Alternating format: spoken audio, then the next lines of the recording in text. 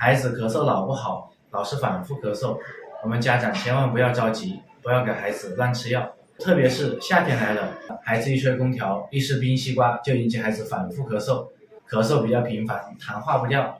谭医生教大家一个小秘方，可以有效的帮助小朋友驱风散寒、止咳化痰。我们可以用葱白、豆豉放点生姜，熬粥、熬水给小朋友喝。葱白豆豉汤，它可以有效的解表散寒，它可以帮助小朋友把在表的寒气给散掉。因为很多小朋友吹了空调或者吃了冰西瓜，导致寒邪停留在表，引起肺湿宣降的咳嗽。